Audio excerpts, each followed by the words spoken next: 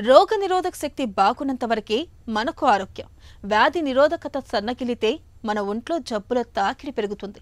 ఇప్పటికే ఉన్న కొన్ని రకాల ఆరోగ్య సమస్యలు, ఉదాహరణకు షుగర్, హై బీపీ, గుండె జబ్బులు వంటివి రోగ నిరోధకతను మరింతగా సన్నగిల్లేలా చేస్తూ ఉంటాయి.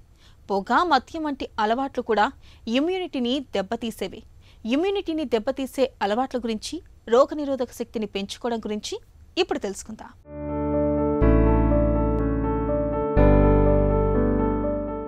మనలోని రోగ నిరోధక శక్తి మన శరీరానికి రక్షణ కవచంలా పనిచేస్తుంది. అయితే కొందరిలో ఈ వ్యాధి నిరోధక శక్తి తక్కువగా ఉండటం వల్ల త్వరగా జబ్బు పడతారు. ఇమ్యూనిటీని దెబ్బతీసే వాటిలో మద్యపానానిదే మొదటి స్థానం. మద్యం అలవాటుతో కాలేయ వ్యాధులు వచ్చే అవకాశాలు పెరుగుతాయి. రోగ నిరోధకత క్రమంగా తగ్గుతూ వస్తుంది. దీంతో మొదట న్యూమోనియా, అనంతరం శ్వాస తీసుకోవటంలోనూ సమస్యలు తలెత్తుతాయని పరిశోధనల్లో వెల్లడైంది. అందుకే మద్యం తీసుకోవటాన్ని మనందరం తగ్గించుకోవాలి. అలాగే ఉప్పు వాడకాన్ని కూడా పరిమితం చేసుకోవాలి. అధిక మొత్తంలో ఉప్పుని తింటే రక్తపోటు పెరుగుతుంది. దీంతో మనలోని రోగ నిరోధక శక్తి బలహీనపడుతుందని ఇటీవల ఓ అధ్యయనంలో తేలింది. చక్కెర వాడకం కూడా మనలోని ఇమ్యూనిటీని దెబ్బతీసేదే.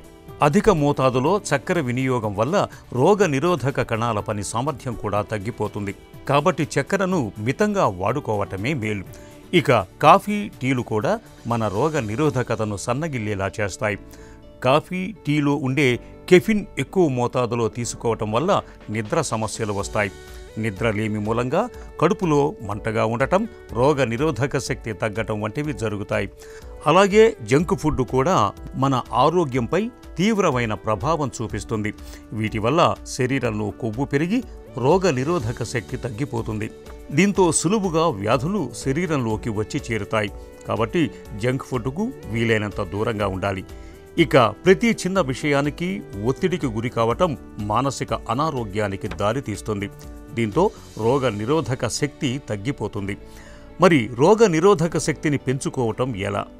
ఇందుకు విటమిన్లు, పోషకాలు మెండుగా ఉండే పండ్లు, కూరగాయలు ఎక్కువగా తినాలి.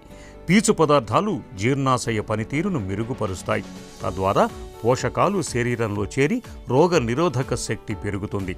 వ్యాయామం, యోగా వంటివి మానసిక ఒత్తిడిని తగ్గిస్తాయి, రోగ నిరోధక శక్తిని పెంచుతాయి. తరచూ నీరు తాగాలి. ఆకుకూరల్లో విటమిన్ ఏ, సి, కే ఉంటాయి.